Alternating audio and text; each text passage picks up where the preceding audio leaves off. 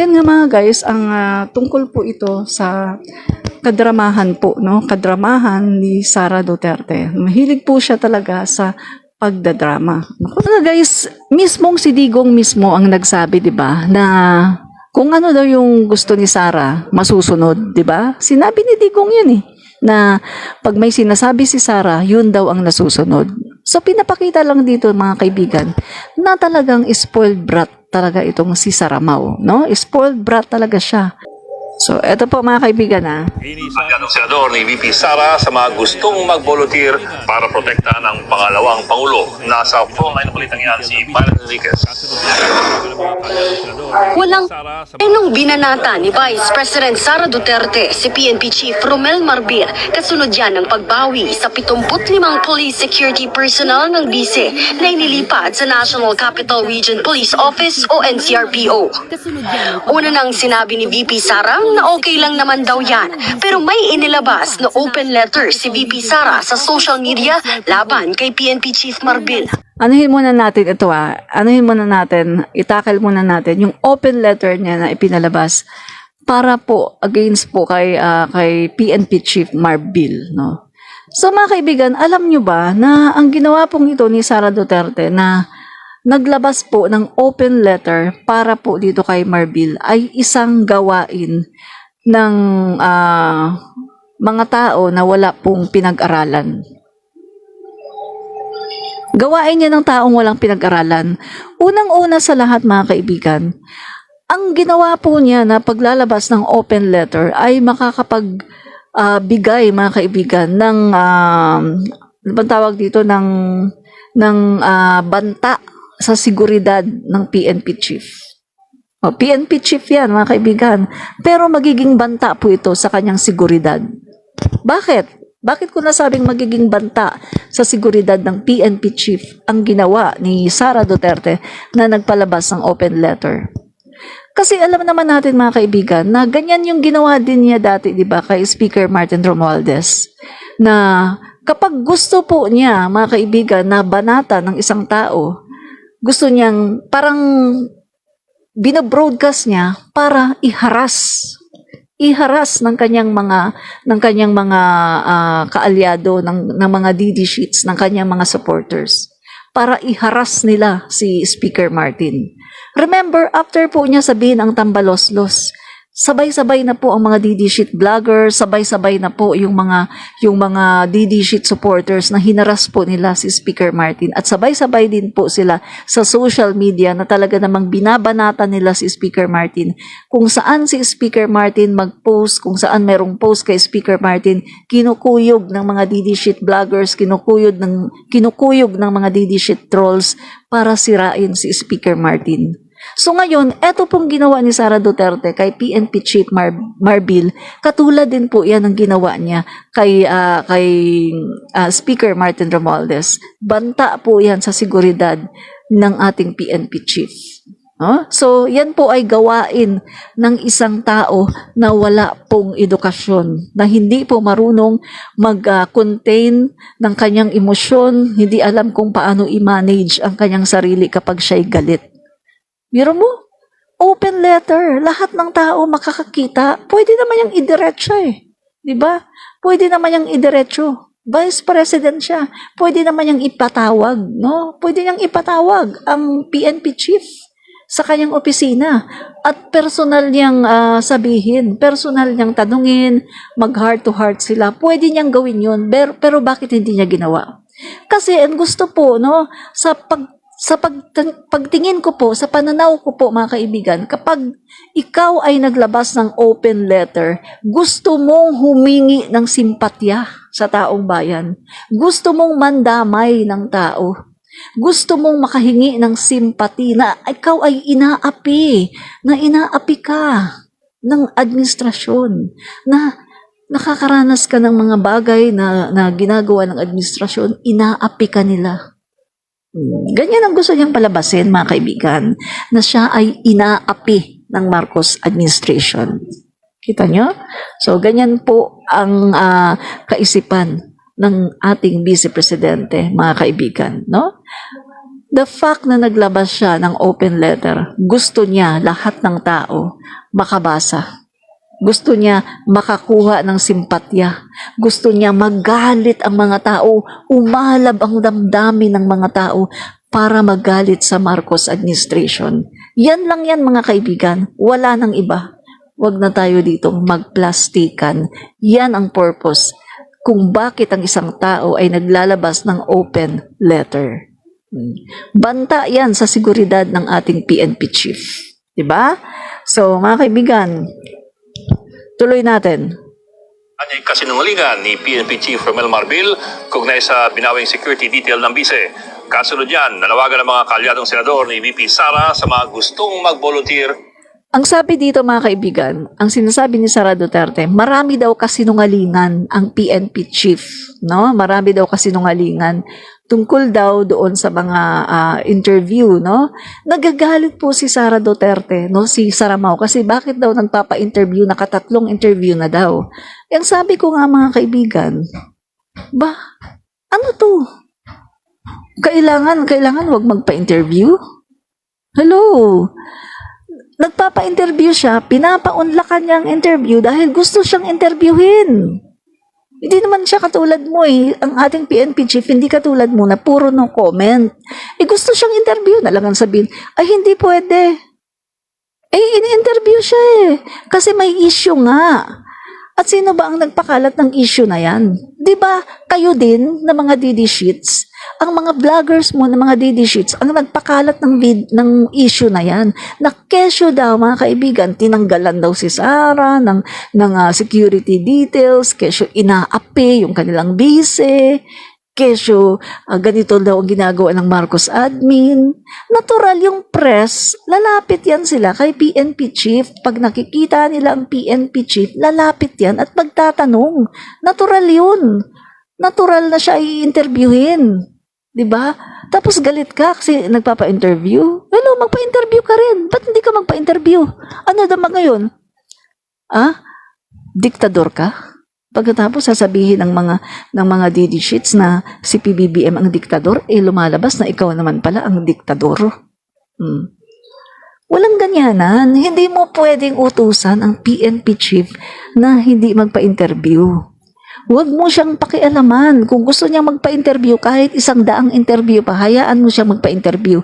Ikaw, kung ayaw mong magpa-interview, edi huwag kang magpa-interview. Demokratikong bansa tayo. Tandaan mo yan, Sara Duterte. Democratic country tayo. Hindi tayo komunistang bansa katulad ng China. Palibasa kasi pro-China ka. Kaya nasanay ka na dinidiktahan mo yung mga tao. Di ba? Pro-China ka kasi yan kasi ang natutunan mo sa pagiging komunista. Di ba? Galit na galit kayo sa mga komunista, yung ginagawa nyo naman, masahol pa sa komunista. Nagdidikta kayo sa mga tao kung ano ang dapat gawin at kung ano ang hindi. Ano bang pakialam mo? Kung 3 beses na siya na nagpa-interview, wala kang pakialam doon. Tuloy natin Para protektahan ang pangalawang Pangulo, nasa frontline ng balitang yan si Myron Enriquez. Walang prenong binanata ni Vice President Sara Duterte si PNP Chief Romel Marbil kasunod yan ng pagbawi sa 75 police security personnel ng bise na inilipat sa National Capital Region Police Office o NCRPO. Una nang sinabi ni VP Sara na okay lang naman daw yan, pero may inilabas na open letters Plastic, no? Plastic. sa social media laban kay PNP Chief Marbil. Muli niyang binigyang diin na hindi apektado ang kanyang trabaho bilang ikalawang Pangulo kahit pa binawasan ang kanyang security detail. Hindi naman pala. Anong problema mo? Sara, ang mga ani ay kasinungalingan ni Marbil sa mga interview na napapanood ng taong bayan. Unang punto ng bise, sadyang ginawa raw ang Vice Presidential Protection Division para hindi pakialaman ng mga gaya ng PNP Chief, ang security ni VP Sara at ng mga susunod pang Vice President ng bansa. Pinabulaanan din ng bise ang sinabi ni Marbil na nag-request sila sa Office of the Vice President sa pag-pull out ng 75 police personnel. Giit ni VP Sara, walang nangyaring request. Sinabihan na lang daw sila na kukunin na ang mga naturang tauhan. nagsisinungaling dyan si Sara. Kasi alam niyo mga kaibigan, ang PNP chief, hindi yan basta-basta kikilos nang wala man lang inilalabas na kahit ano na request, di ba? Nagsabi dito mga kaibigan na naglabas sila ng request na ibigay po sa Office of the Vice President pero itinatanggi ng Office of the Vice President. Mga kaibigan, alam na natin yung karakas ng Duterte.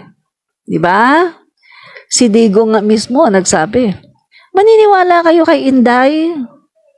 Ginajaming lang kayo niyan. Di ba? Tapos ano pang sinabi ni Inday dun sa interview niya, matagal na. Lahat ng tao sinungaling. Walang tao dito sa mundo na hindi sinungaling. Di ba? So hindi po ako naniniwala sa sinasabi ni Inday. Mas naniniwala po ako sa sinasabi ni PNP Chief na nagbigay po ng sulat, ng request para yung kanyang mga kanyang guard, yung kanyang mga security ay talagang kunin, no? So, Ng PNP, hindi na raw pumalag ang kampo ni Vice President Duterte. Dagdag pa ng bise, hindi rin totoo ang sinabi ni PNP Chief na walang banta sa kanyang buhay, kaya binawasan ang kanyang security detail.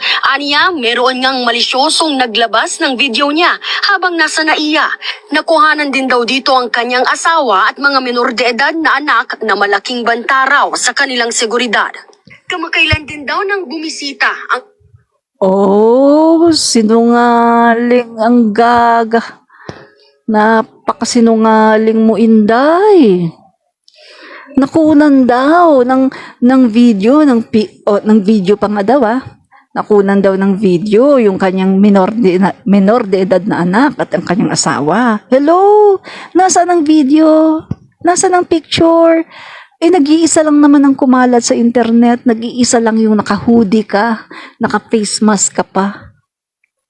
At ito sasabihin ko sa inyo mga kababayan, mga guys. Kapag ikaw ay public servant or celebrity, hindi ka makakawala sa mata ng mga tao. Expected mo na yun na pag pumunta ka sa airport or sa isang public place, hindi ka makakawala sa mata ng mga tao. Meron talagang makaka-spot sa'yo, meron talagang makakapag-video or makakapag-picture sa'yo. So bakit ito parang sinisisi pa niya? Ano yan? Bakit ka nagtatago? Inday! Alam mo kung sa paniwala mo walang masama sa ginagawa mo, bakit kailangan mo magtago? Diba? Bakit ka nagtatago? For security reason? Nakarating ka na nga ng Germany. Ang dami mo na ngang kuda. Kita mo mga kaibigan pwede naman pala siya maglabas ng statement. Napakahaba ng kanyang statement, open letter, para kay PNP Chief Marbil. Pagkatapos West Philippine Sea, tikom na tikom ang bibig ni Inday. Kapal na mukha mo, Inday. Ang kapal ng mukha mo, Inday. Kapag tungkol sa sarili mo, kapag tungkol sa pagiging selfish mo, ang dami-dami mong sinasabi. Kuda ka ng kuda. Ang dami mong drama, Inday. Pero wala ka man lang, Inday, masabi sa issue ng West Philippine Sea. Wala ka man lang masabi sa issue ng naputulan na daliri na Navy. Wala kang masabi, Inday. Ano yan, Inday? Pwede ka naman palang gumawa ng statement. Napakahaba ng statement mo. Pagpansarili.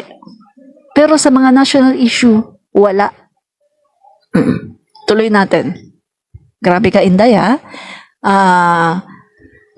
eto mga kaibigan, ipapakita ko sa inyo yung picture. Ito lang naman ang picture na kumakalat Wala namang ibang picture na kumakalat, di ba? Napakasinungaling tong babae na to. Sinungaling. Sanay na sanay magsinungaling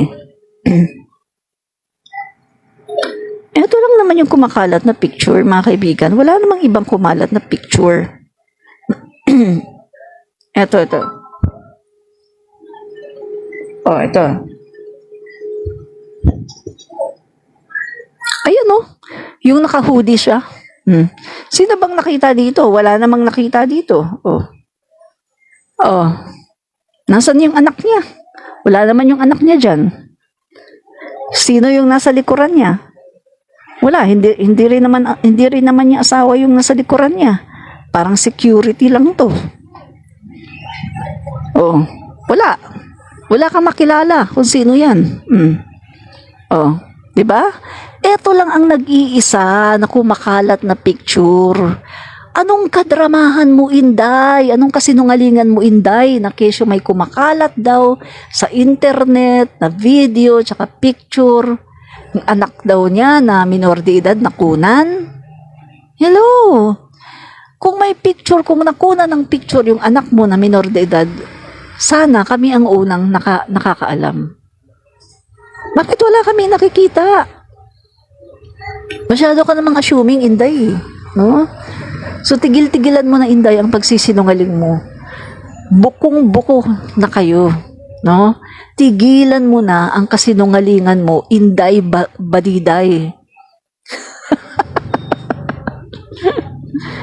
Sinungaling ang gaga. No? So, mga kaibigan, no? Ituloy natin yung balita. Napakasinungaling ng gaga na to. Inisa-isa ni Vice President Sara Duterte. Sandali.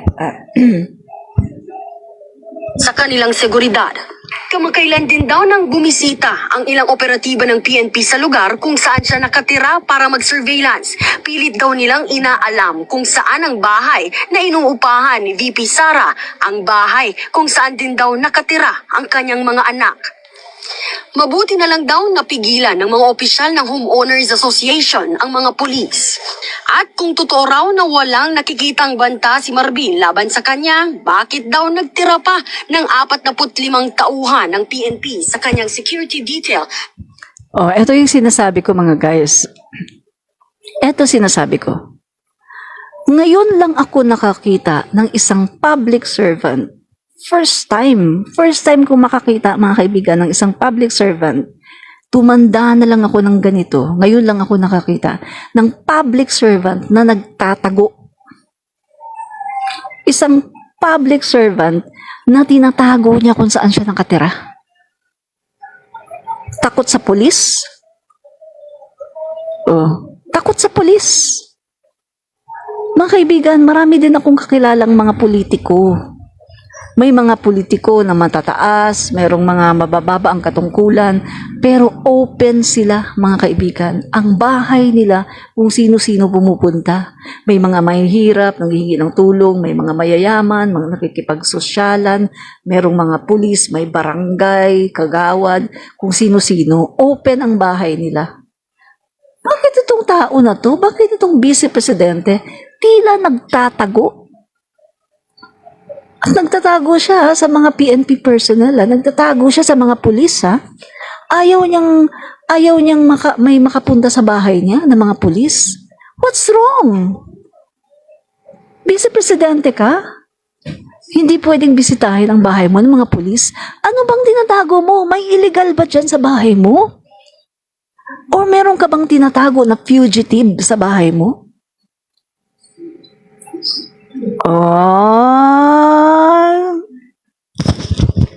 Ay, mga guys, parang iba. Parang iba. PNP. Parang nagkakaroon ako ngayon ng kaisipan. Pwede bang manmanan nyo na nga? Manmanan nyo na ang bahay ng vice presidente natin. Parang may tinatago siya eh. Baka naman. Baka lang hindi ako nag-akusa.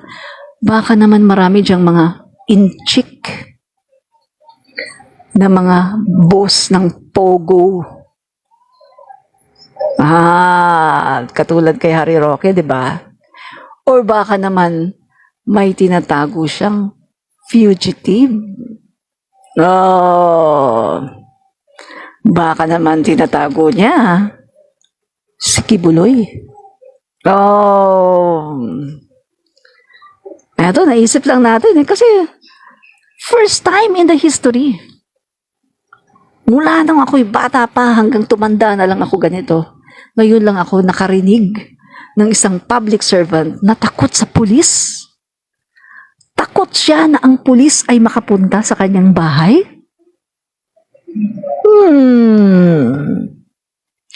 I smell something fishy. Parang may tinatago. Ano ba yung tinatago mo? Illegal ba yan? O mga tao ba na pinaghahanap ng batas? Oh, pakisagot. Kasi bakit takot ka sa mga pulis? At eto mga kaibigan ha, yung mga homeowners daw, mabuti na lang daw at napigilan ng mga homeowners. Kasi sinisearch daw ng kapulisan kung saan nakatira si VP Sara Duterte. Mabuti daw at napigilan ng homeowners. May something mga kababayan. Mga otoridad. May something yan. Tingnan nyo, just read between the lines sa mga sinasabi ni Sara Duterte. Tingnan nyo, merong kakaiba dyan. Bakit takot sa pulis? Bakit takot? Bakit takot na i-search ang bahay niya? Bakit takot siya na malaman ang bahay niya kung saan nakatira? Kung saan siya nakatira, pati mga anak niya. Bakit takot? Nagtatanong lang po tayo dito hindi tayo nag-a-accuse. Bakit takot ang Vice Presidente? First time kong nakarinig ng ganito na ang Vice Presidente takot sa pulis. Mga kaibigan, alam naman natin, di ba, si Kibuloy nawawala pa rin hanggang ngayon. Tapos doon sa kanyang, guys, nananawagan po ako sa NBI, PNP Chief, PAOK, nananawagan po ako sa lahat po ng mga otoridad. Please, paki-search po ang bahay ni VP Sara Duterte. Kasi, sa totoo lang yung statement niya na yun, mga kaibigan, no, na parang takot siya sa kapulisan na malaman kung saan ang bahay niya at mabuti na nga lang daw at napigilan daw ng mga homeowners yung pagsi-search kung para malaman kung nasaan ang bahay niya. May something yan mga guys. Nasabi ko sa inyo, may something yan. Mga kapulisan, magano na po kayo, magano na po kayo ng search warrant. I-search po ninyo ang bahay ng Vice Presidente. Baka meron po yung tinatago. Kasi bakit po ganun? Bakit takot siya sa pulis? Bakit ayaw niya na may magpunta na pulis sa bahay niya? Please po, mga kapulisan, NBI, PAOK, PNP Chief, PNP, lahat ng mga otoridad, please, maglabas kayo ng search warrant. Hanapin nyo ang bahay ni Sara Duterte. Hanapin nyo anong meron. Bakit takot sa pulis ang Vice Presidente? Bakit takot siya na malaman ng taong bayan kung saan siya nakatira? Anong meron? Di ba? So yun lang mga kaibigan ang masasabi ko, no? Na i-search kung ano ba talagang meron. Bakit takot sa pulis si Inday? May something yan. Tuloy natin mga kababayan. Okay. Ang 45 tauhan ng PNP sa kanyang security detail na si Marbil Parao ang pumili. Ang gusto lang daw ni VP Sara ay tigilan na ni Marbil ang pagbanggit sa kanya sa mga interview. Sinubukan ng News 5 na makuwang pahayag ni PNP Chief Marbil nang dumalo siya kanina sa pagdinig sa kampo. Very entitled. Si spoiled brat. Si PBBM nga, ang Pangulo nga ng Pilipinas Hindi naman nagsabing, tigilan ninyo ako. Di ba? Sa lahat ng rally nyo. Anong ginagawa ng mga DD sheets? Anong ginagawa ng mga politiko ninyo, mga personalidad ninyo? Anong ginagawa? Di ba grabe nga yung pagbanggit nila kay PBBM? Tinatawag pa na bangag, kung ano-ano pa. Si PBBM ba,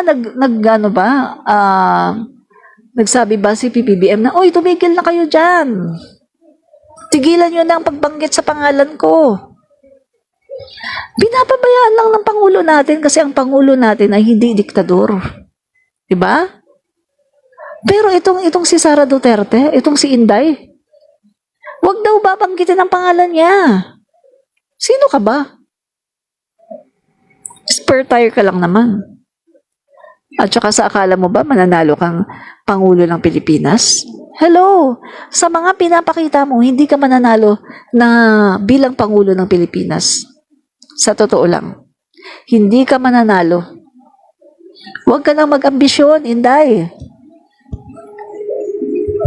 Pero hindi lang ang kanyang tugon sa mga sinabi ng pangalawang Pangulo. Nakahanap naman ng kakampi.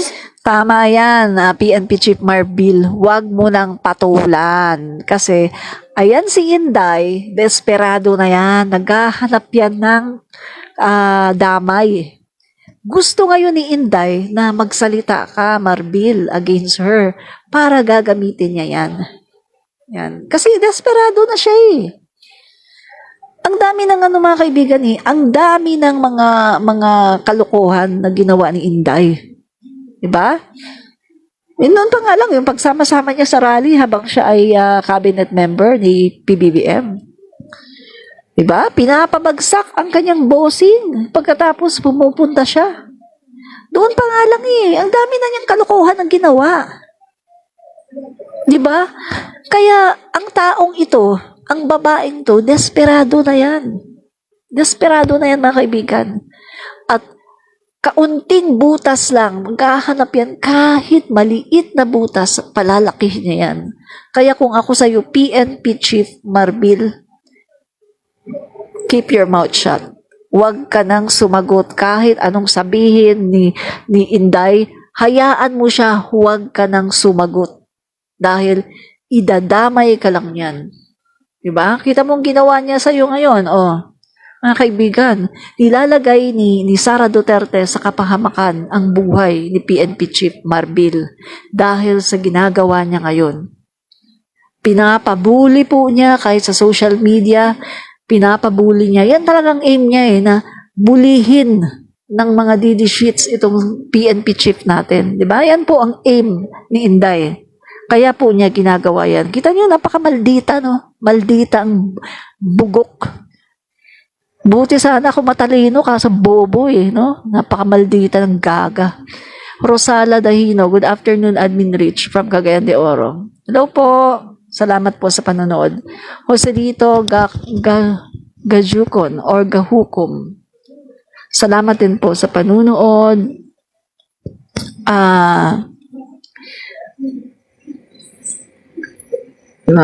Basa muna tayo bago tayo magtuloy.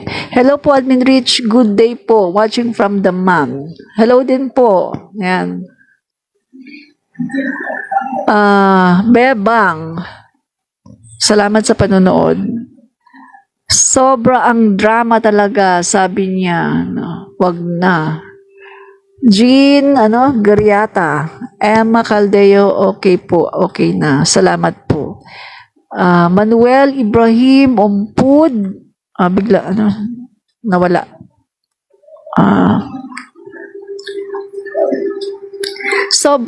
Sobrang drama talaga. Sabi niya, wag na daw mag-ambag ng security niya. Drama, no? Para siyang artista, dramatic actress. Miss Comfy, may topak yan sa brain. Nakakatakot tong BP. Correct, may topak talaga, no? Leticia Aberin Cesante, may tinatago siguro, madam. Palagay ko nga, may tinatago yan sa bahay niya. Long Aguilar. Yan. Si Long Aguilar, isang didishit ito. Pati si Ali Imam Sangkopan. Didishit din to, didishit. Yan. Guni-guni lang yan siguro, Admin Rich. Binigyan ka ng idea, Admin Rich. Andyan si Alice Go. Oo nga, ano? Bakit biglang nawala si Alice Go? Hindi kaya nasa bahay niya? Oh, nagtatanong lang tayo mga guys, ha? At saka, parang nagkakaroon ako ng ano, Magtataka ka, biglang nawala si Alice Go. At alam naman natin na close si Alice Go sa mga Duterte.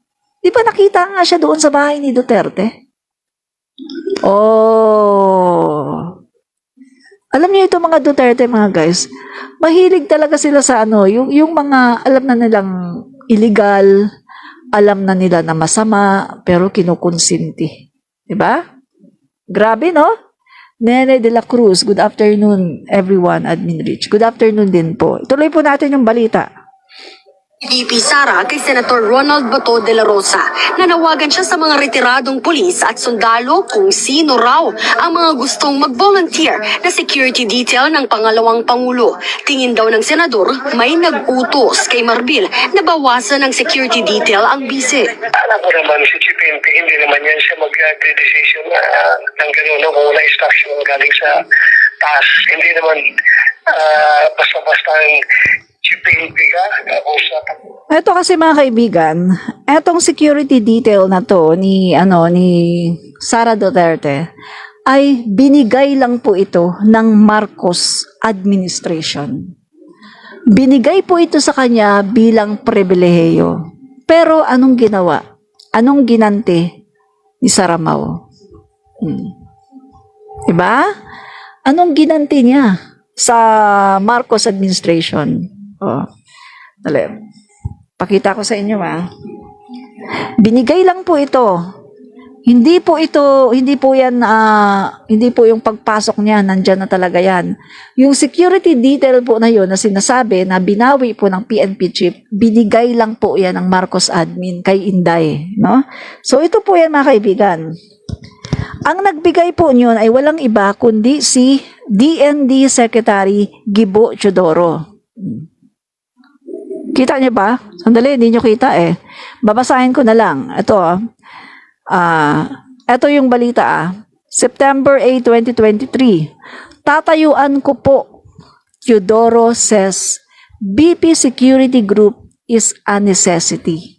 Yan Sabi po dito, Department of National Defense DND Security Gilbert Gibo Chodoro Jr. has personally affirmed the need for the Vice Presidential Security and Protection Group, VSBP.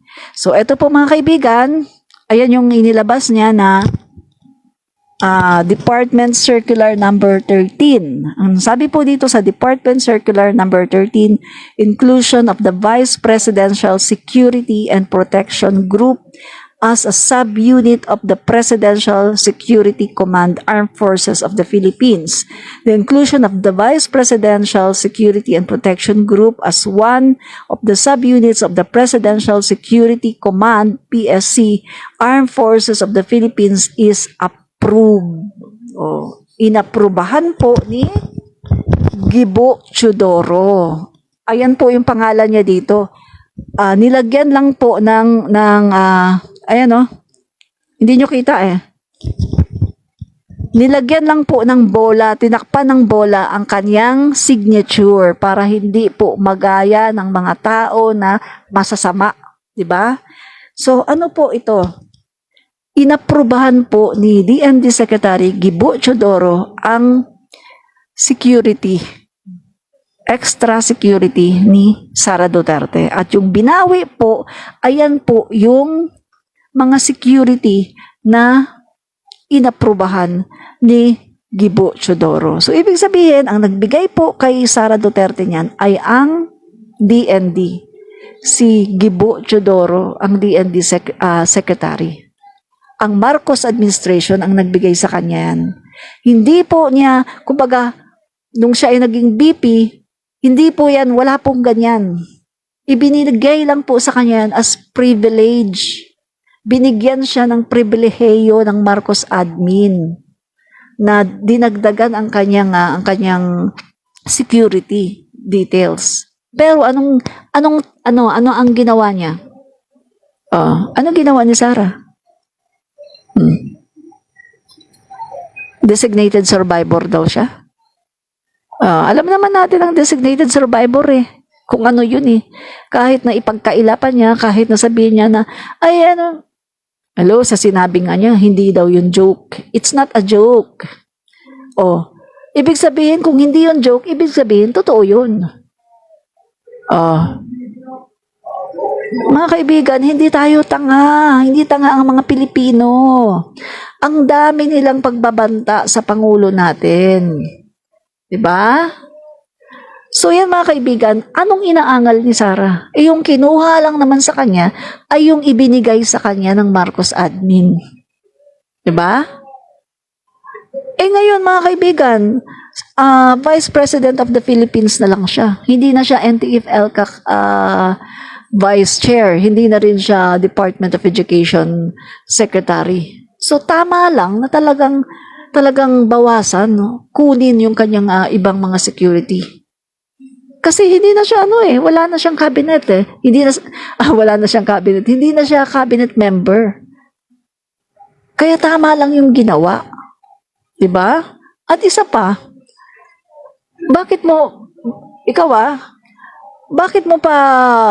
pa bibigyan ng security yung pamilya na yan? Yung mga tao na yan na nagbabanta sa buhay ng Pangulo. Mabuti nga hindi kinuha sa kanya lahat eh. Meron pang natira. Madami pa rin yun, di ba? At ilan ang ilan ang security niyan? Mga kaibigan, meron pa yung mga sariling security. Nasa 300? Nasa 400 ba? O 300 na lang yata. Pagkatapos umaangal pa siya. Di ba? Grabe mga kaibigan, no? Grabe talaga, napaka-spoiled brat. At eto naman mga kaibigan, no? Basahin natin yung kanyang letter, ang kanyang statement.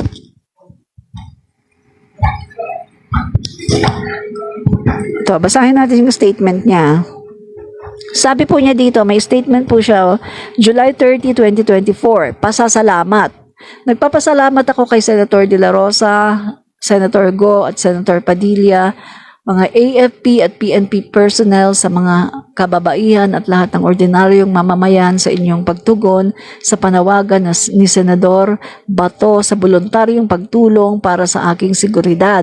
Ramdam ko ang inyong malasakit, pagmamahal at suporta. Yan. Huwag kayong mag-alala sa akin at hindi ninyo kailangan mag-ambag ng pera para sa security ko. Dami niyang drama, no, mga kaibigan. Best Actress. Ang pagtatrabaho sa pamahalaan ay pag-aalay ng buhay. Pag-aalay naman pala ng buhay, bakit hindi ka nag-aalay ng buhay? Bakit galit na galit ka? Natanggalan ka lang ng kaunting security detail, galit na galit ka na. Para bang ang mundo mo ay guguho na. Di ba? Ang pagtatrabaho sa pamahalaan ay pag-aalay ng buhay para sa bayan. Alam nating lahat na bahagi ito ng serbisyo. Lumalabas sa ilong mo yung parang sa bayan. Kasi, kita mo naman, di ba? Krisis. Wala ka. Umalis ka. Pumunta ka sa Germany. Krisis. Di ba? Krisis yan sa panahon natin. Dahil umuulan, may bagyo. Maraming nasalanta, mabuti na lang at ang Pangulo natin ngayon, ang Marcos administration ay laging handa. Kaya kita nyo, kaunting-kaunti lang ang casualties. Diba? So, yan mga kaibigan, ang sabi pa niya dito, yung kadramahan niya, sobrang dami niyang drama mga kaibigan. Ang sabi pa niya, isa lang ang hiling ko sa inyo, ang kaligtasan ng aking pamilya. Hello! Kung titingnan natin, sino ba ang binabantaan? Ang pamilyang binabantaan? Ang Marcos family. At sino ang mga nagbabanta? Kayo! Yung inyong mga alipores. Diba? Huwag niyong payagan ng anumang karahasan sa aking ina, asawa at 4. Diyos ko, ang drama mo, day. Sino bang gumagawa ng karahasan sa nanay mo? Sa kapatid mo? Sinong gumagawa ng karahasan? Kayo nga ang gumagawa ng karahasan, di ba? Sa pamilya Marcos. kahit nga kaya nga 'di ba nagsalita si F. Elisa Marcos kasi pati ba naman yung anak niya dinamay mo, ang anak nila. Sandro, dinadamay niyo na si Sandro. Kaya nga nagsalita si F. Elisa. 'Di ba? Oh. So, ano pang sabi niya, oh? Oh, mga kaibigan, sabi pa niya dito, ah. At kung sakali man, huwag ninyong palampasin.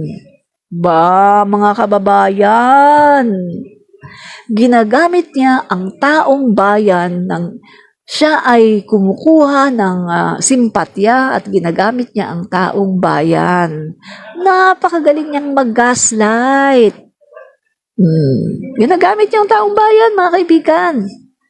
Kasi gustong mangyari nitong si Saramaw, magalit ang taong bayan sa Marcos administration, magalit ang taong bayan kay PBBM, para nang sa ganon, ang taong bayan ay mag-aklas, at pag nag-aklas, sino ang susunod? Magiging pangulo na siya. Tanyo, ang sama ng ugali, di ba? Ang sama ng ugali. Yan. So sabi niya, huwag niyong palalampasin. Grabe, no? Parang anong nangyari, ipinapain niya ang taong bayan para sa kanyang sariling kapakanan. Guys, kapag tungkol sa kanyang sariling kapakanan, ang haba-haba ng kanyang mga statement. Kita nyo yung open letter niya kay PNP Chief Marbil. Ang haba ng statement niya. Pero, pagpatungkol sa West Philippine Sea, tungkol doon sa naputulan ng daliri, wala siyang sinasabi. Diba? So, dito napapatunayan natin, kapag self-interest, kapag tungkol kina Kibuloy, mga kaibigan, meron siyang statement. Kayang-kaya niyang magbigay ng statement kahit 4 pa na pages. Pero pag tungkol sa West Philippine Sea, kapag tungkol sa mga Navy na nasugatan, wala siyang pakialam. Oh, kita nyo mga kaibigan, nakita na natin, no? Lumalabas na ang kanyang tunay na pag-uugali, ang pagiging spoiled brat. No. So sabi niya dito, isa lang ang hiling ko sa inyo, ang kaligtasan ng aking pamilya. Huwag ninyong payagan ng anumang karahasan sa aking asawa, anak, 4 na anak, personal man o internet. At kung sakali man, huwag ninyong palampasin ang sino mang gagawa ng kapahamakan laban sa kanila. Guys, alam niyo bang ibig sabihin sa sinabi niyang, at kung sino man, huwag ninyong palampasin? Guys, ginagamit niya ang mga tao. Pinapain niya ang mga tao para gumawa ng drastic action. Para ma-spare yung kanyang family. Nakita niyong ugali? Di ba mga guys, ang isang public servant supposed to be ikaw ang nagsisilbi sa bayan. Pero bakit lumalabas dito kay Sara Duterte na siya yung pinagsisilbihan? Siya ang gusto niya, siya ang pagsilbihan. Itrato siya na parang reyna. Public servant ka, ganyan ka mag-isip? Dapat di ba ikaw ang magsisilbi sa tao? Hindi yung ikaw ang pagsisilbihan? Mga kaibigan, eto ilang beses na mga kaibigan na si PBBM at ang kanyang pamilya ay talaga namang binanatan kung ano-ano mga pinagsasabi sa kanila, inilagay yung kanilang seguridad sa risk dahil nga kita nyo sinasabihan na bangag daw, kesyo nababaliw na daw, kesyo wala na daw sa matinong kaisipan. Pero mga kaibigan, ang Pangulo ba natin, nagbigay ba ng statement na para ipagtanggol ang kanyang sarili? Never. Ganyan ang tunay na leader. Diba? Ganyan ang tunay na leader, mga kaibigan. Hindi mo papatulan etong mga tao na ibinabagsak ka at binababa ka. Kasi mga kaibigan, once, alam ko ang reason ni PBBM once napatulan mo yung mga yan, mga kaibigan, once napatulan mo, mag-reason out ka, hindi naman totoo yan, ganito, ganyan, ang mga yan, nakaset ng utak niyan. Na kahit ano ang sabihin mo na reasoning, na kahit makikita nila na may rason na ay tama pala ang Pangulo, hindi nila paniniwalaan yan. Kasi ang mindset nila ay nakaset na po yan. Napapaniwalaan nila ang gusto nilang paniwalaan. Hindi sila maniniwala sa sasabihin ng Pangulo, basta ang paniniwalaan nila ay ang naratibo nila. Kaya nga mga kaibigan, yung nagtatanong sa akin, sabi, bakit di magpa-drug test na lang yung Pangulo mo? Hello? Magpirmahan tayo. Kung gusto nyo talaga magpa-drug test si PBBM, magpirmahan tayo. Kung pipirma kayo, sige. Sasabihin namin sa kanya, Mr. President, magpa-drug test Magpa-drug test ka. Pero kailangan magpirmahan tayo. Okay, ganito deal ko sa inyo magpipirmahan tayo. Papipirmahin namin yung mga gusto na magpa-drug test si PBBM. Kasama dyan si Duterte, no? Papipirmahin namin. At ilalagay namin doon na kapag nagpa-drug test si PBBM on public, televised sa TV or sa internet, televised, at kapag siya ay nag-negative, pipirma kayo na didiretso kayo sa kulungan. Lahat kayo, didiretso kayo sa kulungan. Wala nang due process. Payag ba kayo dyan? Kasi nasisigurado namin na negative ang Pangulo namin. Ngayon, kung papayag kayo, kung pipirma kayo na kapag nag-negative ang Pangulo, pupunta kayo lahat sa kulungan, magpapakulong kayo habang buhay. Well, sasabihin namin sa Pangulo namin, Mr. President, magpa-drug test ka na. Kasi eto, makukulong na lahat ng mga tao na nagkakalat ng fake news. Deal? Payag ba kayo dyan? Pwede namin ilakad yan sa Pangulo. Sinong papayag? Makukulong kayo habang buhay Yan ang natin. Pipirma kayo na papayag kayo magpakulong habang buhay kapag ang Pangulo ay nagpositibo. Nag-negative. Kapag ang Pangulo ay nag-negative, papayag kayong magpakulong habang buhay. Deal? Sinong yung mga Duterte dyan? Deal? Kasi natitiyak ko talaga makukulong kayo habang buhay.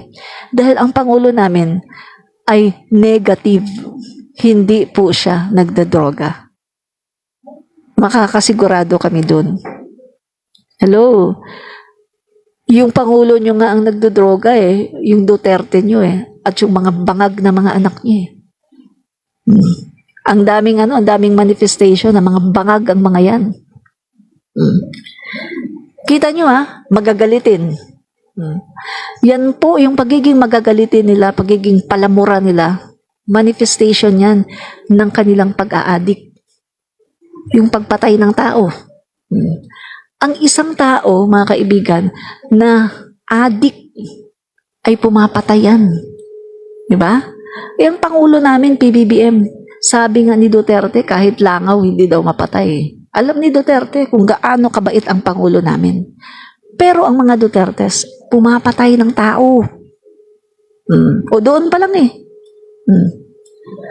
Nasa kanila lahat ng katibayan, ng mga durugista sila at mga adik. Ano pa? Mga babaero, mahihilig, mga manyak. Mga kaibigan, alam naman natin yan Open secret yan yung pagiging manyak ng mga yan. Sabi nga ni Digong, di ba? Yung sinabi niya nung presidente pa siya. Si Baste, hindi na umuwi ng bahay. 8 months na kay Ellen Adarna hindi umuwi ng bahay. Tinatanong daw niya yung apo niya, sino mahal mo, si mama o si papa? Ang sabi daw ng apo niya, si mama. Kasi nga si Basti daw, hindi daw umuwi na kay Ellen Adarna 8 months. Si Duterte nagsabi niyan. Nasa video yan. Si Ellen Adarna, di ba meron siyang interview with a Mo Twister na sinabi niya na siya ay alam niyo na, nagpupulburon at sinubukan daw niya lahat ng klaseng pulburon. Cocaine, heroin, shabu, marami pang iba. Pagkatapos si Basti, nandoon, 8 months. Anong ginagawa nila? May video pa nga sila eh. Na high. Diba? Kaya tantanan nyo kami. Dahil yung mga drugista nyo na mga idolo, yun ang maraming manifestation na talagang sila addict, mga drugista. Tapos yung kapatid pa nilang pulong, hanggang ngayon di pinapakitang tato. Kaya tantanan nyo kami. Dahil nasa inyo ang manifestation na yung mga idolo ninyo. Hello? Ito nagtataka lang ako sa inyo. How come?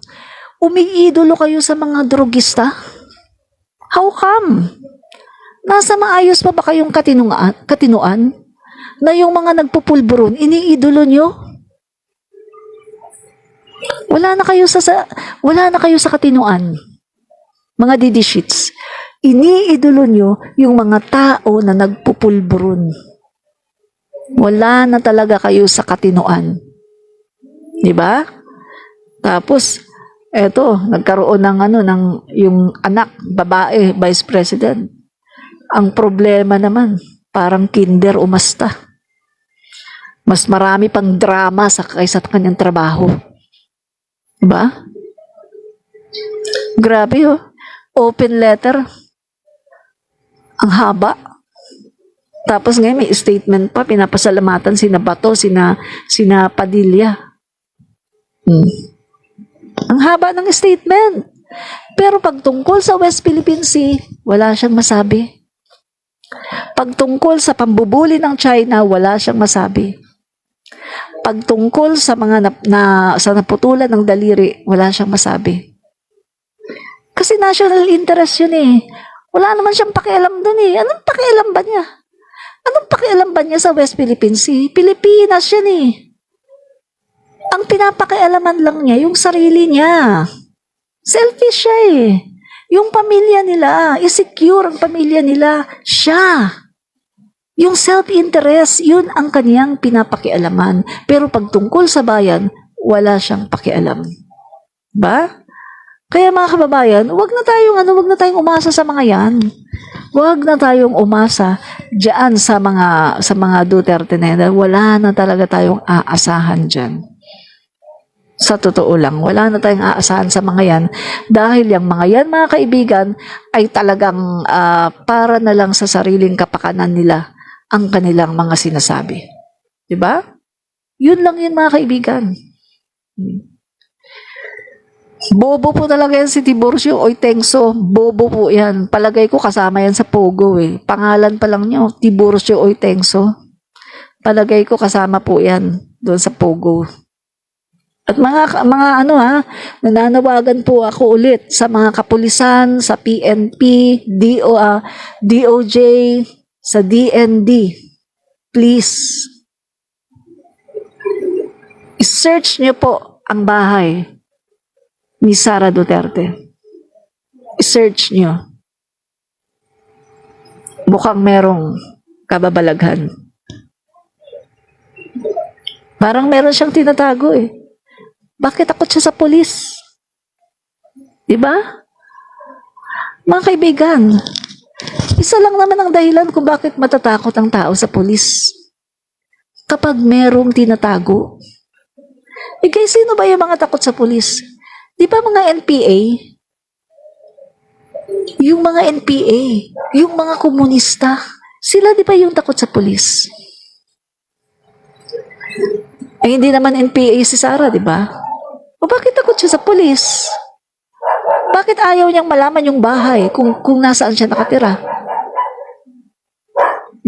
Kaya natatanong natin, ano ang tinatago sa bahay niya? Meron ba siyang tinatago sa bahay niya? Bakit takot siya na malaman ng kapulisan kung saan siya nakatira? Anong dahilan? Kibuloy, hinahanap pa. Nasaan si Kibuloy? Alice Guo, nawawala. Nasaan si Alice Guo? Imposibleng hindi alam ng mga Dutertes kung nasaan si Alice Guo. Mga kaibigan, kung ikaw hanggang ngayon maka-Duterte pa rin, pues ito lang masasabi ko sa'yo. Bilang isang Duterte supporter, talagang ang ginagawa ninyo, mga kaibigan, ang isang Duterte supporter, kailangan hindi ka nag-iisip. Wala kang critical thinking, wala kang reasoning. Kung matalino ka, dapat maging bobo ka na, dapat maging tuta ka, dapat maging sunod-sunuran ka. In short, kapag naging Duterte supporter ka, iiwanan mo ang lahat kung ano man meron ka na talino. Kailangan magsunod-sunuran ka lang, maging bobo ka lang, kung ano man ang i-feed sa'yo, yun lang ang paniniwalaan mo. At hindi ka dapat magko-question kung anong sabihin ng mga Duterte, yun lang. No question asked. Yun lang ang papaniwalaan mo. Yan po, ganyan po ang mga DD sheets. Kaya nga ang tawag sa kanila ay DD sheets dahil wala po silang reasoning. Hindi po sila marunong magtimbang kung anong tama, kung anong mali. Basta kung ano lang po ang sinasabi ng mga Dutertes, yun lang po ang papaniwalaan po nila. In short, sila po ay masahol pa sa isang kulto. Kulto! Ako, Marcos supporter ako, mga kaibigan. Marcos supporter ako. Pero may mga oras na bumabatikos ako sa ginagawa ng Marcos admin. Ano yon? I-recall natin sabi pa nga nung isang nung isang DD sheet dito nag-aano lang daw ako nagkukunwari lang daw ako na maka-Marcos. Kasi dilawan daw ako, talaga dilawan. Kasi nakita niya, binabatikos ko yung Marcos admin. Kasi mga kaibigan, bilang isang loyalista or Marcos supporter, hindi po tayo tuta meron tayong sariling pag-iisip. Pag may nakikita tayo na parang hindi ko ito gusto binabanatan din natin. Ganon ang tunay, mga kaibigan. Kasi 'di ba, ang sabi naman sa Biblia, ang isang ama, ang isang ama, kapag mahal mo ang iyong anak, mga kaibigan, iwawasto mo. Ngayon, kung kinukonsinti mo yan, ibig sabihin, hindi mo yan mahal. Ganyan ang ginagawa ng Panginoon sa atin. 'Di ba? Ngayon, ang mga DD sheets, wala po silang ganyan. Basta kung ano lang pong sabihin ng Duterte, basta ano lang po yung sinasabi ng DD sheet, yun lang po. Kahit alam nila na masama, alam nila na peke yung video, hindi peke yan, totoo yan. Kahit alam nila na si Duterte ang bangag, si Duterte talagang adik, pero baliwala sa kanila. Hindi nila alintana. Kahit na adik si Duterte, kahit na bangag si Duterte, kahit na killer si Duterte, kahit na manyakis si Duterte, kahit sinungaling si Duterte, kahit na magnanakaw siya, wala silang pakialam. Ganyan po ang mga DD sheets. Well, hindi po ganyan ang mga Marcos loyalists and Marcos supporters. Hindi po kami ganyan. Proud to say, hindi po ako ganyan.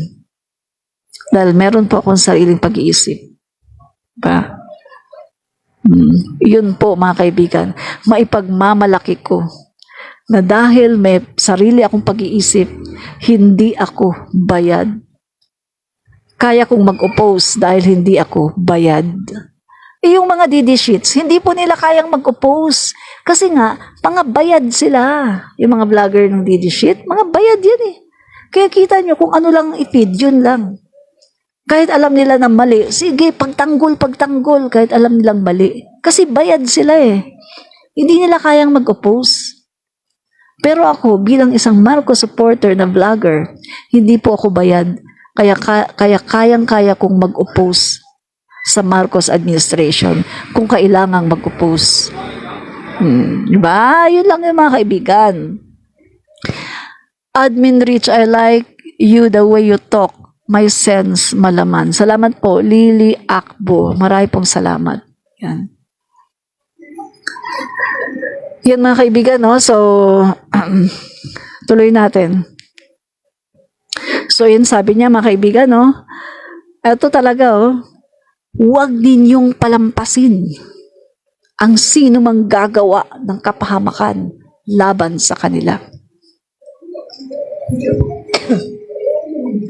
Statement ng isang makasarili na leader. Imbis na siya ang magprotekta sa kanyang nasasakupan, imbis na siya ang magprotekta doon sa mga tao, siya patuloy ang nagpapaprotekta.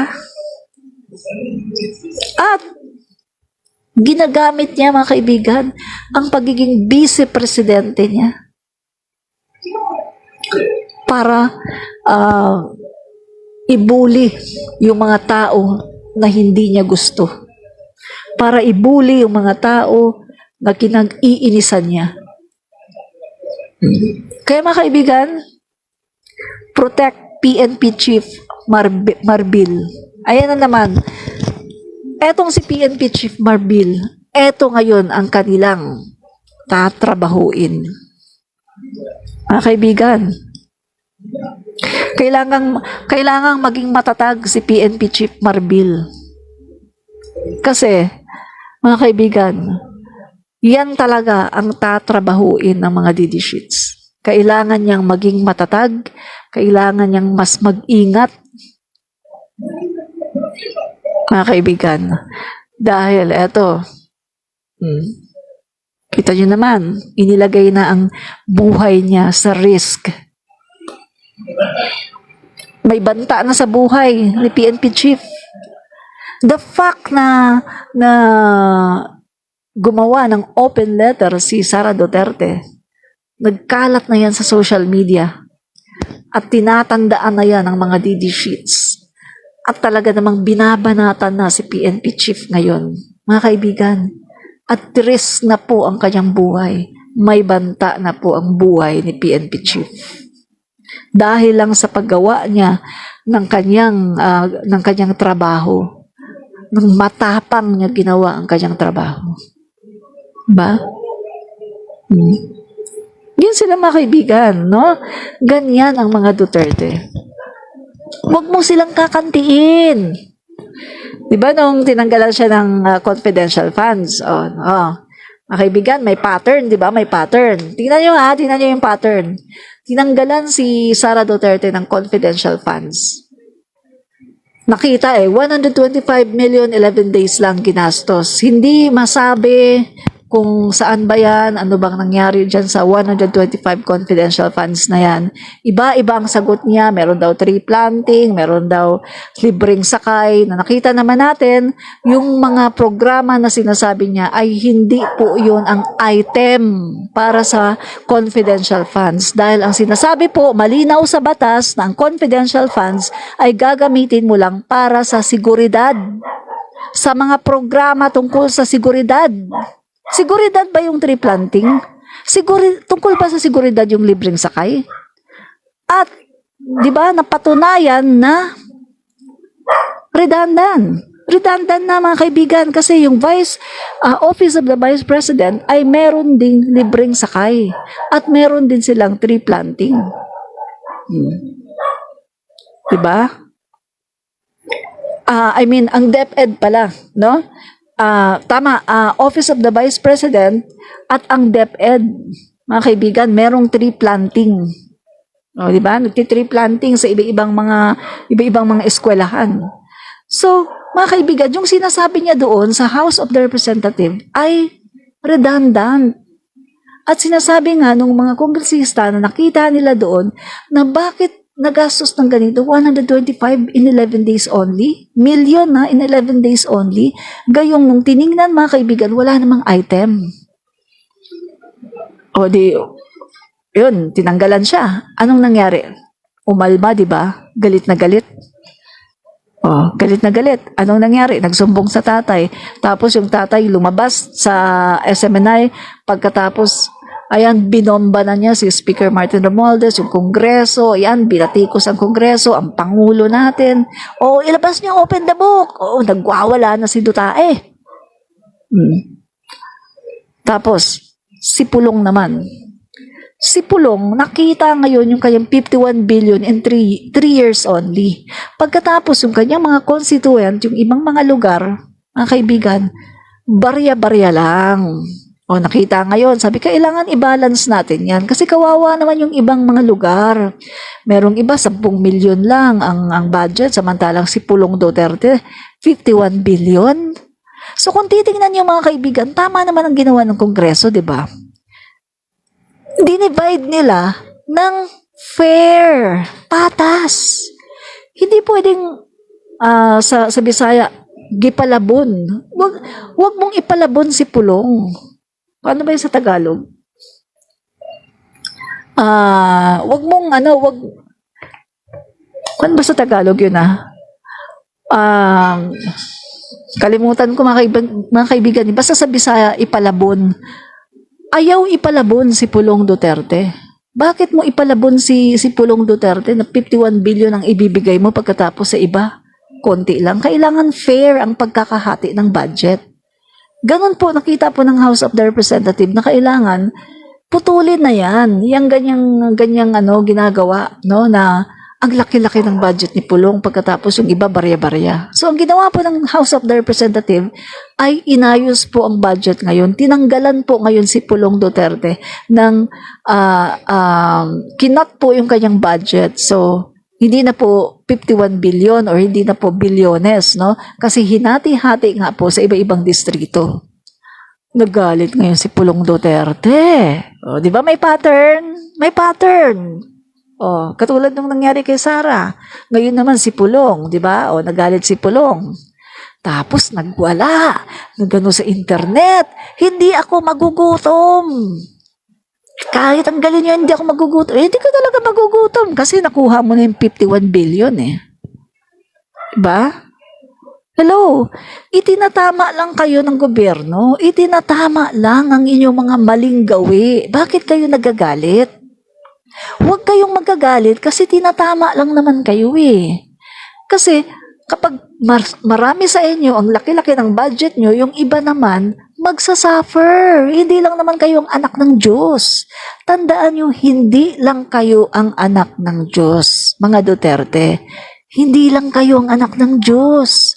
Lahat tayo dito, anak ng Diyos. Deserve natin na meron din tayo. Ay, saglit. Hindi pala sila anak ng Diyos, mga kaibigan. Sila po ay anak ng Diablo. Kasi di ba yung tatay nila, minumura ang Diyos? Oh. Pagkatapos lately, anong sabi niya? Gusto niya si PBBM, dapat daw nagmumura. Dapat daw nag-PPI daw sana si PBBM. Mag-PI ka. Oh. Sinabihan niya si PBBM, mag-PI ka. Kaso daw kasi si PBBM daw ay naniniwala daw sa Diyos. Oh. Diba? Hindi po mag-PPI si PBBM. Ang gusto po ni Duterte, mag-PI si PBBM. Para daw magawa daw ni PBBM, para daw maniwala daw yung mga tao sa gobyerno. Hello? Ikaw nga eh. Kasing dami na ng karagatan ang PI mo. Naniwala ba sa yung gobyerno? Naniwala ba sa yung mga cabinet mo? Di ba hindi mo naman naayos ang problema ng bansa sa panahon mo? Ang dami mong PI na binitiwan, pero naayos mo ba ang Pilipinas? Hindi. Mas lumala pa nga eh. Di ba? Dumami ang patayan. Halos lahat ng tao walang trabaho. Walang makain ng mga tao, ang mahal ng mga bilihin, ang mahal ng bigas. Bukod sa mahal ng bigas, wala pang bigas, walang stock. Kaya anong ginawa mo? Oh, doon sa video mo, anong sinabi mo sa video? Kulang na daw ang bigas natin, wala na daw tayong bigas kasi pati daw yung mga nasa rehab kumakain na daw. Dapat daw, wag na daw pakainin ng bigas. Dapat daw, bigyan na lang daw sila ng shabu. Hello? Kahit naman nung wala pa sa rehab yung mga yun, kumakain na ng bigas yun eh. Hindi mo na lang kasi aminin ang pagiging incompetent mo na napakamahal na nga ng bigas sa panahon mo, kulang pa ang supply. Diba? At least ngayon sinasabi niyong mahal ang bigas, pero at least hindi tayo nauubusan ng supply. At sa totoo lang, merong bigas na 29 pesos sa mga kadiwa centers ng Pangulo. Diba? At ito pa, ang Pangulo natin walang tigil sa pamimigay ng bigas. Ba? So yung mga kaibigan, yung pattern, no, kapag sila po ay tinatanggalan ng mga pera, ng mga budget, nagwawala ang mga Duterte. Ganon sila ka-entitled. Huwag mo silang kakantiin. Kailangan kung anong gusto nila, makuha nila. Yan nga ang dahilan kung bakit galit na galit sila kay PBBM kasi hindi pinagbibigyan ng kanilang mga kapritsyo. Kasi ang Pangulo natin ngayon, gusto niya patas, fair, walang maghahari-harian. Walang waldas. Sa bagong Pilipinas, bawal ang waldas. Di ba? Kaya galit na galit sila kay PBBM dahil hindi sila pinagbibigyan sa kanilang mga kapritsyo. Yun po mga guys, ang katotohanan, di ba?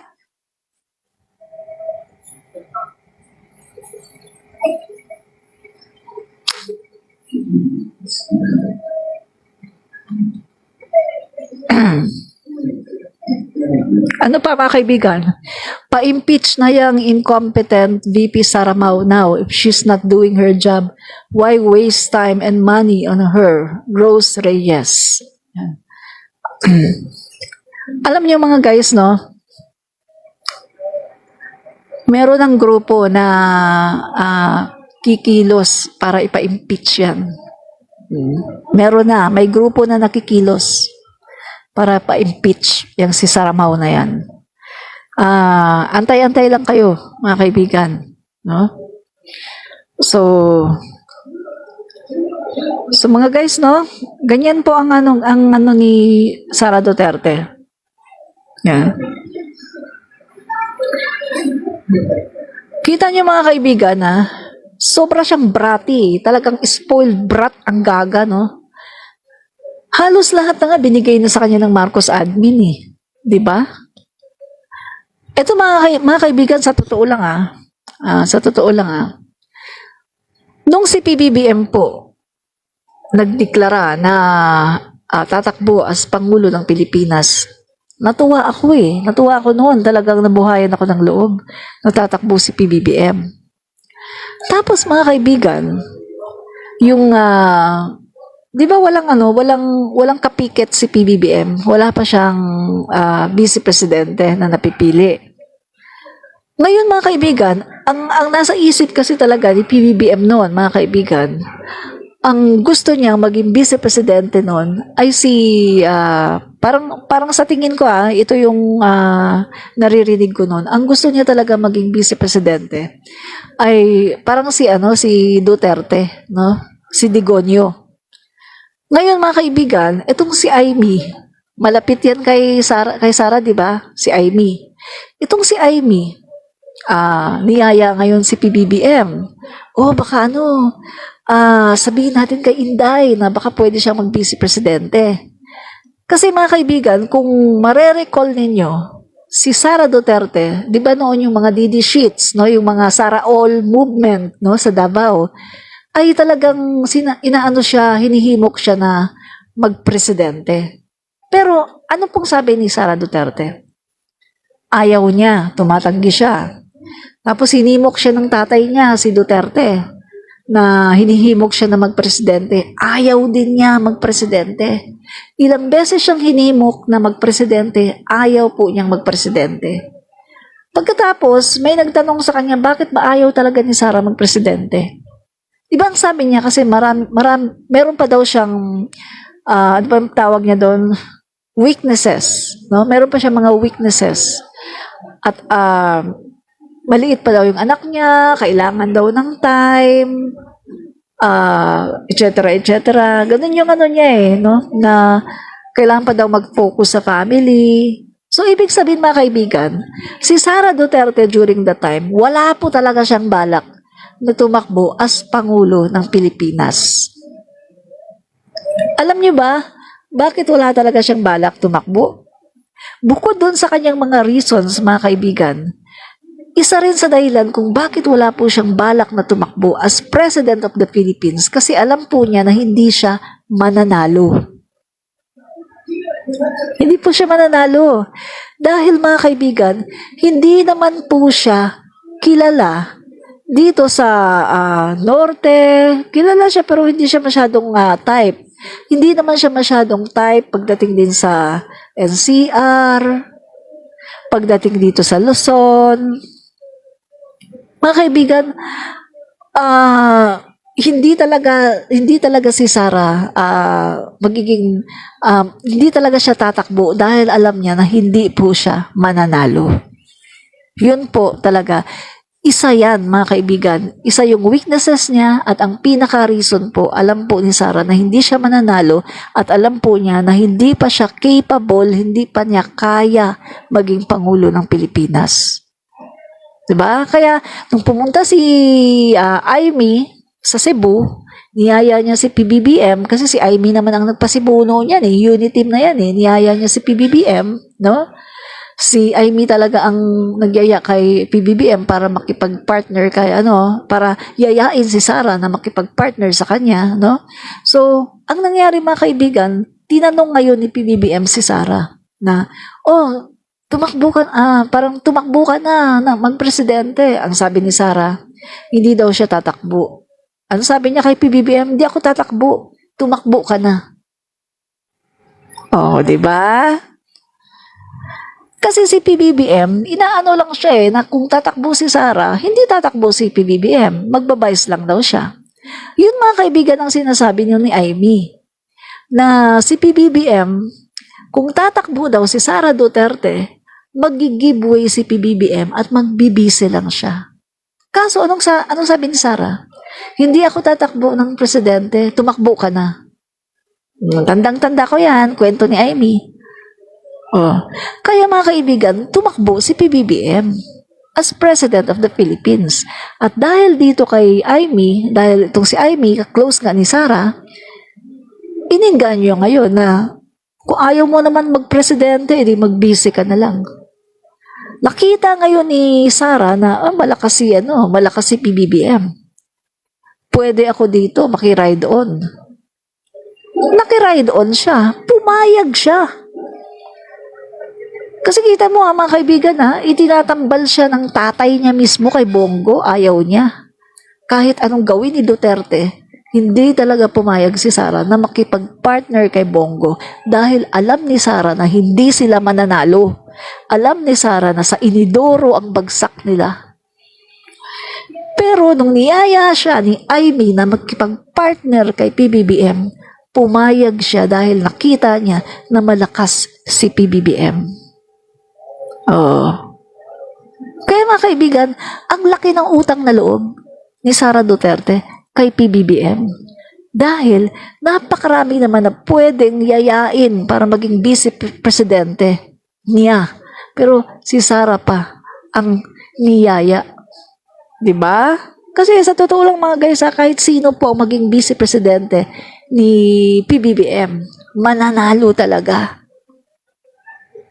Makahatak na yan ni PBBM. Diba? Kasi iisipin ng mga tao ay kailangan ang iboto natin yung vice president na ni PBBM kasi presidente na to hindi pwedeng magkaroon siya ng vice presidente na palaging naka-oppose sa kanya.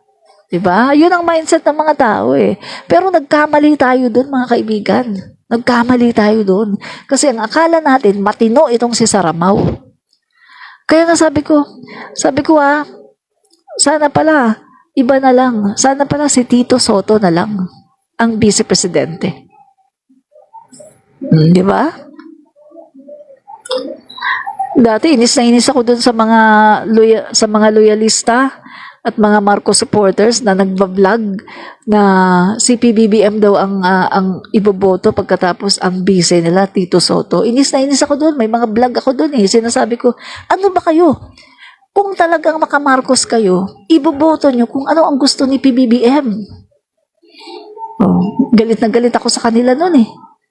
Sabi ko sa kanila, si Sara ang iboto nyo dahil si Sara ang kapartner ni PBBM. Hindi siya matutulungan ni Tito Soto. Galit na galit ako sa kanila. Pero nagkamali ako mga kaibigan. Dapat pala si Tito Soto na lang. Hindi sana magkakaganito yung buhay ngayon ng Pangulo natin. Diba? Nagkamali tayo. Nabudol tayo mga guys. Dapat pala hindi si Sara Duterte ang binoto natin. At ikinampanya. Makikita mo naman mga kaibigan sa mga campaign. Halos lahat pula. May makita ka man na naka-green, mabibilang mo lang sa daliri mo ang naka-green. Halos lahat pula. Caravan, pula lahat. Sa norte, pula lahat. Dito sa Cavite, pula lahat. Pumunta ka sa ibang mga lugar, Luzon, Visayas, pula lahat. Kahit sa Mindanao may mga pula. Baluarte na yun ni Sara. 'Di ba? Ngayon, ano ginagawa niya sa Pangulo natin? Pinapabagsak nila. Pero isa lang masasabi ko, hindi sila magtatagumpay. Babantayan natin lahat ng kanilang mga kilos at pupunahin natin sila sa lahat ng kanilang mga kilos para maging aware sila na marami tayo na mga sumusuporta sa ating Pangulo at hindi natin hahayaan na basta na lang nila gagawin ito sa Pangulo natin. Magdadaan muna sila sa ibabaw ng ating mga. Kayo nang bahalang magdugtong. At baka maano ko dito ng meta ni Lolo Mets. Masyadong Di ba? So yun mga kaibigan, no? Kaya ganyan sila ngayon. July na kasi. July na. Naglalabas na po ang ICC. No. Naglalabas ng ICC, mga kaibigan, ng mga sospek, kasama na si Bato de la Rosa. Kaya pati, tingnan yung statement ni Bato de la Rosa, mga kaibigan. Pag-aralan yung statement ni Bato de la Rosa at ni Robin Padilla. Guys, lantarang destabilisasyon.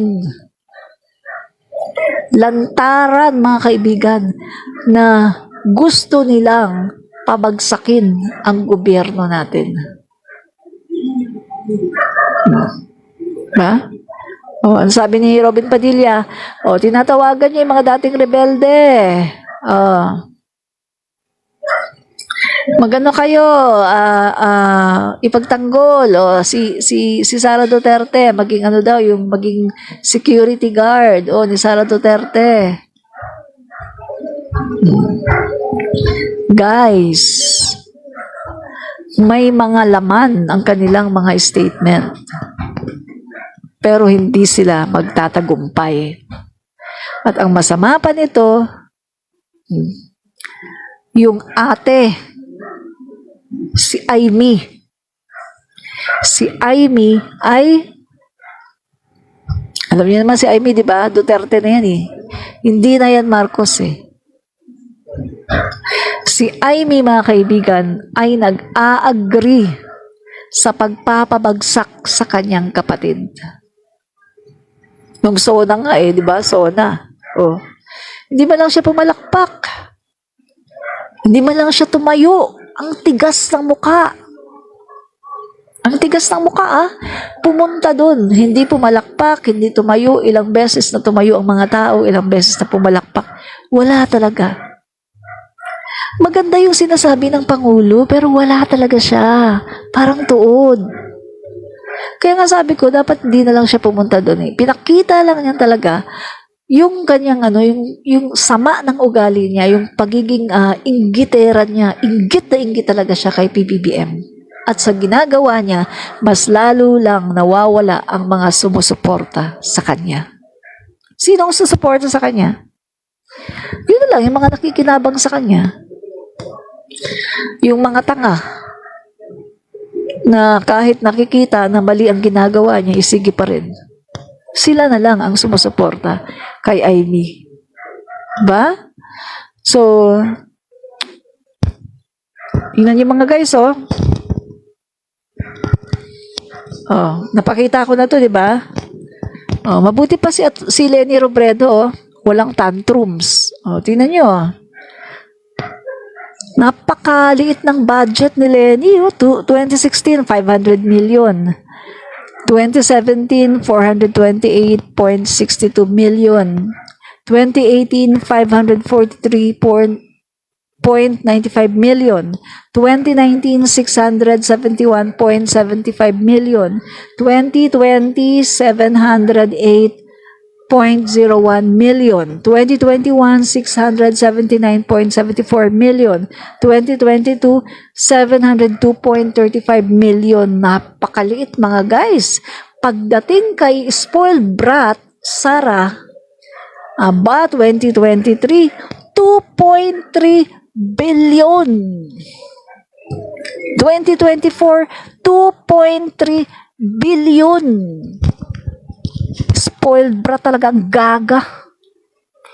Gaga na to, is napaka-spoiled brat. Pagkatapos galit pa sa Marcos admin.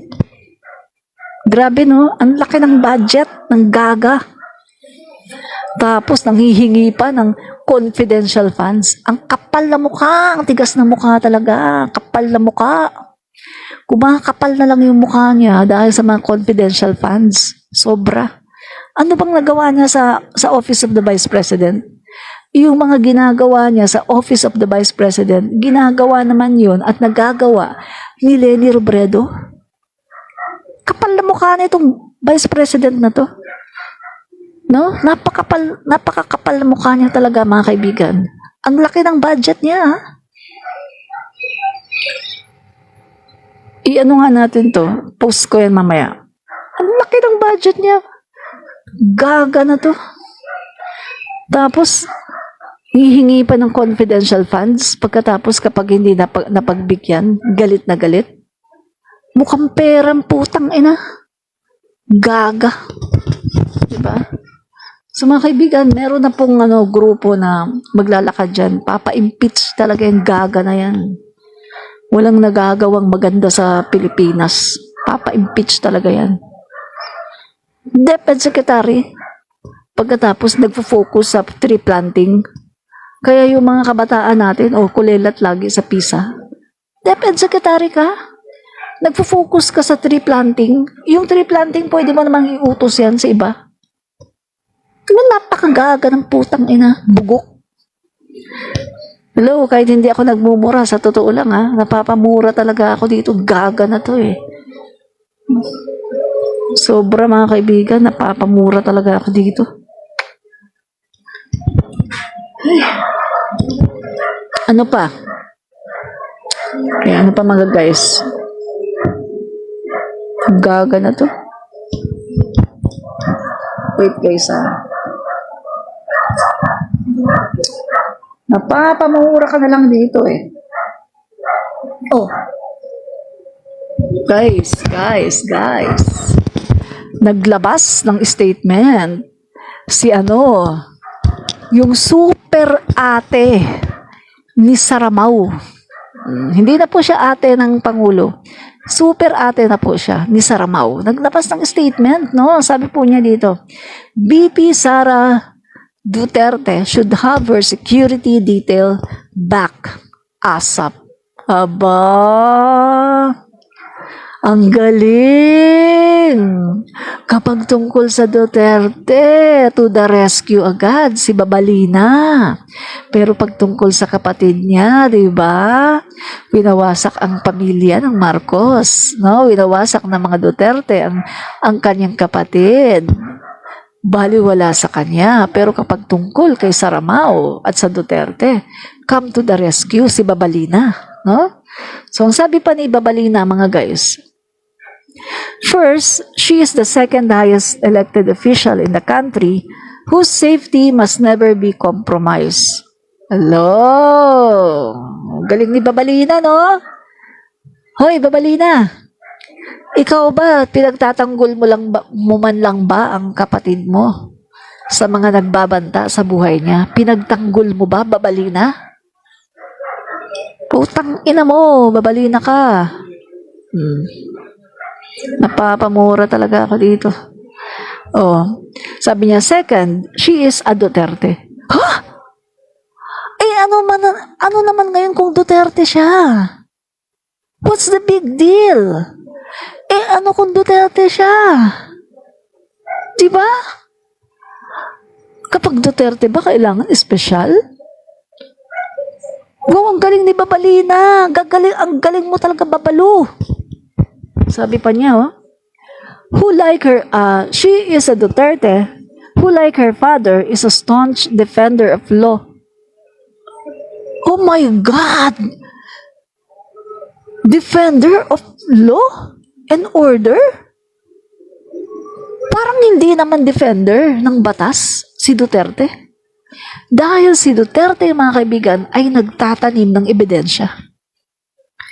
Yung kanyang mga hinahawakan na kaso, tinataniman ng ebidensya yung pangawalang kasalanan at ginagawa ng intriga at ng mga gawa-gawang kaso yung mga tao na wala namang kasalanan. Paano mo masasabi na defender yun ng batas?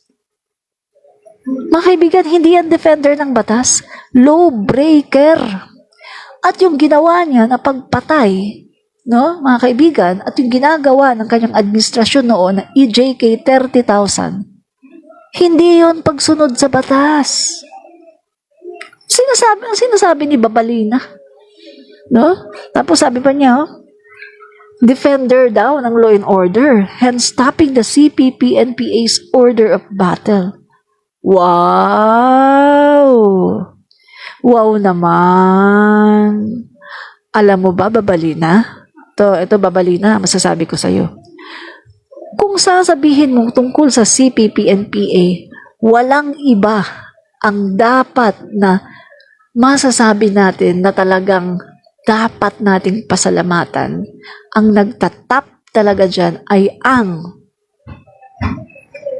tatay ng Pangulo, President Marcos Sr. Diba? Siya talaga yung lumaban sa CPP-NPA. Si President Marcos Sr. At kaya nasira ang kanyang pangalan, sinira ng oposisyon ay dahil sa paglaban niya ng mahigpit sa CPP-NPA. Nagdeklara siya ng martial law para ang bansa natin ay hindi maging komunista, para ma-spare tayo sa tiyak na pagiging communist. Kita nyo, nandito na nga yung yung MB Karagatan binababa na nga yung mga armas para sa mga NPA. Mga pampasabog, iba-iba pa. MB Karagatan, galing China yun. Galing kay Mao Zedong. Yung mga armas. Sasakupin ang Malacanang, sasakupin na ang Pilipinas. Pero dahil ang Pangulo natin noon ay talagang very persistent, ayaw niyang maging komunista ang ating bansa. Gumawa siya ng drastic na paraan para talagang pigilan ang mga komunista. At yun, nagdeklara siya ng martial law. At yung ginawa niya, isa yan sa talagang issue na talagang nakasira sa kanyang pagkatao. Kita niyo mga kababayan, ang ginawa ni President Marcos na pagdideklara ng martial law, yan talaga ang nakasira sa kanya. Yan talaga ang ginamit na issue para sirain siya. Pero, ano ang resulta? Di ba maganda kasi democratic tayo ngayon? Hindi nawala ang demokrasya natin dahil sa martial law na ginawa, na diniklara ni President Marcos Sr. Hanggang ngayon, demokrasyang bansa tayo. Hindi tayo natulad sa North Korea na naging komunista. Diba? Korea Kung hindi dahil sa mga Pilipino, kung hindi dahil sa Battle of Yultong, yung South Korea, komunista na rin yan, katulad ng North Korea. Yung North Korea nasakop, yung South Korea hindi nasakop dahil may mga Pilipino na nakipaglaban. Ang Pilipinas hindi rin tayo nasakop. At si Pangulong Ferdinand Marcos Sr. ay talagang nanindigan, nagdeklara ng martial law kahit ito ay isang hakbang na talagang makakapagpabagsak sa kanya. Diba? Yan ang ginamit ng oposisyon para pabagsakin siya, yung martial law issue. Kaya itong si Babalina, kung sasabihin mo tungkol sa CPP-NPA, hello, ang pasalamatan mo dyan, ang tatay mo, dahil ang tatay mo talaga ang nagtatap, ang talagang defender ng ating demokrasya. Ang tatay mo, siya talaga ang lumaban sa CPP-NPA at hindi si Duterte. Si Duterte, sumunod na lang yan. Pero, at saka isa pa mga kaibigan si Duterte po, hindi po full, hindi po buo ang paglaban niya sa mga komunista. Alam niyo kung bakit? Hello mga guys, kaalyado po ni Duterte ang mga komunista. Di ba? Ipinaglaban pa nga niya yung heroes burial ng isang mataas na leader ng komunista ng NPA. Ipinaglaban niya yan. At si Joma Sison po, meron silang matatawag na malalim na relasyon. Diba? Joma Sison. Mga kaibigan, kaya yung paglaban ni Duterte sa mga komunista, pakitang tao yan. Pakitang tao. Sa totoo lang. Ay, anong sinasabi nito si Amy? At sino naman yung Romel Marbil? Ni hindi ko nga kilala yan. Aba, ang taray. Mga kaibigan. Putang inang babalina na to. Grabe, no? Mata pobre ang putang ina. Mabuti na lang ang Pangulo natin ay mabuting tao. Sama naman ni ang sama ni Amy. Alam mo mga kaibigan, lalong nawawala ang mga followers ni Amy. Kasi, kita nyo, nadikit lang sa mga Duterte. Ganito na ang ugali. Mga kaibigan, Sabi pa niya, BP Sara Duterte. At tapos na pala yun. At sino naman yung Romel Marbil? Ni hindi ko nga kilala yan. Well, si Romel Marbil lang naman, siya lang naman ang PNP chief at meron naman siyang karapatan para bawiin yung security detail ng iyong BP. Gumalang ka. Rumispeto ka sa tao. Ibang-iba ang ugali mo sa ugali ni PBBM. No wonder na tinatag ka as rebellious ng iyong magulang. Ba? Ang tawag sa'yo ng magulang mo, rebellious, rebelde ka daw. Di ba? Samantalang si PBBM, paborito ni FL Imelda Marcos kasi nga si PBBM po ay mabait na bata, mabait na tao, mabait na anak. Kaya si PBBM paborito po ni FL Imelda Marcos. At si PBBM din po ang paborito din po ni FM para si PBBM po ang iniwanan niya ng kanyang mga plano sa Pilipinas. Si PBBM po ang kanyang pinagsasabihan kung ano ang dapat gawin, ganito, ganyan. Kay PBBM po binigay ang blueprint, hindi po kay Amy. Kasi nakikita ng kanyang magulang, ni FL at saka ni President Marcos Sr., nakikita kung ano ang ugali ni Amy. Si Amy, mahilig sa party-party, mahilig sa barkada, boys, rebellious, samantalang si PBBM, mabait na anak. Ba? So mga kaibigan, hanggang dyan na lang muna, no? Parang nagugutom ako eh. Gusto kong kumain. Bye guys! Bye! Salamat po kay Jose Reyes. Salamat po sa panunood. Edgardo Katambing, Mercy Outris Mangligot. Salamat po Victor Lofrano. Salamat po sa panunood. Delna Umatan Villar, Emma Caldeo. Salamat po. Mercy Outris Mangligot, salamat po. Josephine Gelaco Estrella, salamat po. Delna Ormatam Villar, salamat po sa panunood. At Lily Akbo, salamat po sa panunood. Miriam Sarigumba Makamot, salamat po sa panunood. Jessie Velasco, salamat po sa panunood. Long Aguilar, Bebang, salamat po. Purity Calo, salamat po sa panunood. Yumi Arnaiz, salamat po. Bobby Yang, salamat po sa panunood. Salamat po sa panunood. Martin Elisa Godiesan, salamat po. And salamat po kay Teresita Quintana, salamat po. Yumi Arnaiz, salamat po sa panunood. Kenneth Shawal Kadalig, salamat po. Pamorada Cantuangco Mario, salamat po sa panunood. Yolanda and Ador Principe, salamat po sa panunood. Nora Kayabyab, salamat po sa panunood. Ella Nogal Rodero, salamat po sa panunood. And Pat Rick, salamat po sa panunood. Clinette Shawal Kadalig, salamat po sa panunood. At sino pa ba? Josephine Gilaco Estrella, salamat po. Susana Pamaran, salamat po sa panunood. And Efren J. Morales, salamat po sa panunood. Zay Adriatico, salamat po sa panunood. Bye-bye! Salamat po sa panunood. Hanggang sa muli, fight fake news, expose the truth. Bye!